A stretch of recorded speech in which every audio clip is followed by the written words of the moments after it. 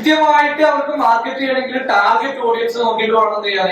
അവർക്ക് branding benefit അല്ല, മറിച്ച് അവർക്ക് കസ്റ്റമറെ കിട്ടണമെന്നുണ്ടെങ്കിൽ എന്ത് ചെയ്യണം കൃത്യമായിട്ട്. അപ്പൊ ഇവിടെ ഇരിക്കുന്ന ഇൻഫ്ലുവൻസേഴ്സ് ഒക്കെ ഓരോ മേഖലയിൽ മൈക്രോ നിഷില് മേ ബി ഇൻഫ്ലുവൻസർ ആയ ആളുകളാണെങ്കിൽ അങ്ങനത്തെ ആളുകളെ കുറിച്ച് നമുക്ക് അറിയുകയാണെങ്കിൽ കൃത്യമായിട്ട് നമുക്ക് ബിസിനസ്സുകാരെ കണക്ട് ചെയ്ത് കൊടുക്കാൻ പറ്റും. ഫോർ എക്സാമ്പിൾ ഒരു ഓട്ടോമൊബൈൽ ഇൻഡസ്ട്രി ആണെങ്കിൽ നമുക്ക് റോയൽ ഡ്രൈവിനെ കണക്ട് ചെയ്ത് കൊടുക്കാൻ പറ്റും.